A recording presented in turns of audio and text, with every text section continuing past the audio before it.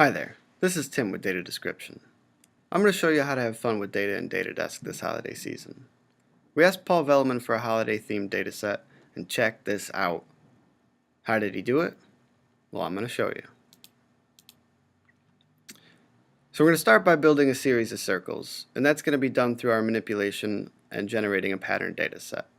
So we'll go to Manip, Generate Pattern Data. We'll go from -1 to 1 in steps of 5/100ths. We're going to replicate the entire sequence 20 times. This should give us 20 circles, 41 points each, about 820 in count.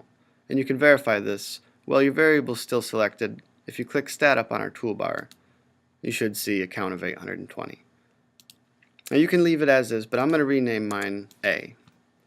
Now we're going to need some angles to work with, so let's make a derived variable. And you could do that by Data, New, and Derived Variable. We'll call that theta. And this is going to be A times pi.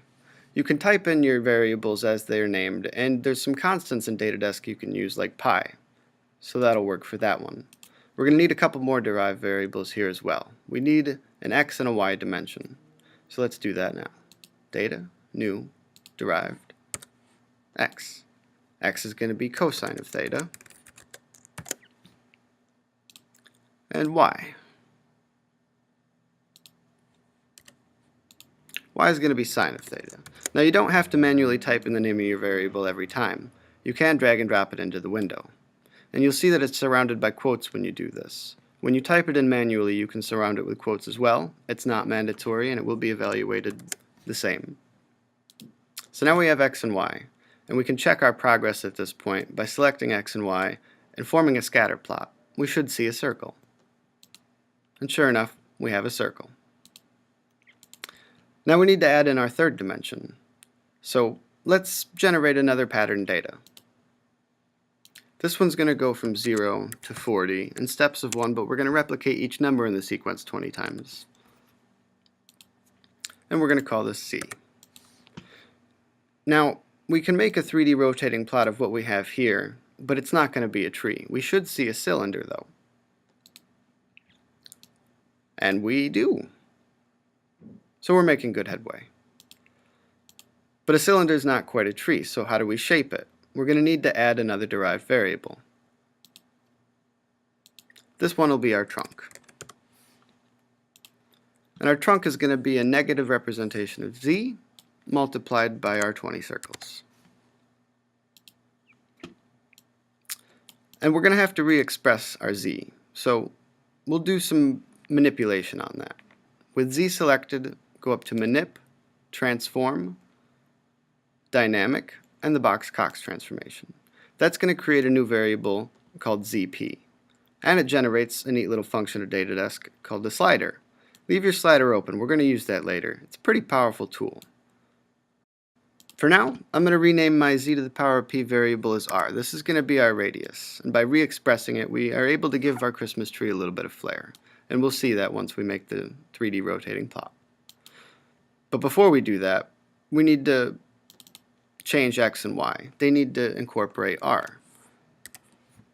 So we can go into each one of them and add a multiplication of r. From here, we have the data we need so far. So holding Alt and selecting in this order trunk, x, and y, and then clicking on our 3D rotating plot, we should have a cone. And we do. Not bad. Let's get the axes out of there. They're kind of in the way. So we'll go to Modify, Axes, and Hide Axes. Also, the top of our tree looks a little bit like it has too many points spread out. So let's change our rotating options. We'll go to Rotate, Plot Options. We'll set this to the mid-range and scale the axes by nothing. Now it squeezed our tree in a little bit, but the top is back to 1 point, which is what we want. And I'm going to set our rotating plot to have automatic updates on it. And this is where we get to see the true power of a slider. We can flare out our tree. How neat is that? Not bad. But a black Christmas tree is not a Christmas tree. We're going to need some lights. And that's going to be a random data set. So we'll go to Manip, Generate Random Numbers. And you can leave the defaults on this, that'll work. I'm going to rename mine lights. Doesn't matter what you name it, we won't be using it in a function, but it's nice to keep your data named properly. So while lights is selected, click Modify, Colors, and Add by Group. Now we've colorized all the points on our tree. Not bad. It's almost done. While the rotating plot window is selected, if you go over to our cursor toolbar, you can click the single selection and click on the very top and make it an X. So now we got the top of our Christmas tree. And if you like it as is, then you got a Christmas tree. You can even rotate it as such. And to keep it in rotating, if you click and hold and drag across the screen and let go, it'll continue to rotate. A neat little feature of DataDesk is if you save this file right now and open it back up, the tree will continue to rotate. If you want to change how your lights look on your tree, you can use another tool in our palette over here, the Slice tool. If you slice up all the way almost to the X, I like to use the diagonal lines because they look a little better as it's rotating. So with those selected, if you come over to our other palette, you can change the shape of the dots to any one that suits you.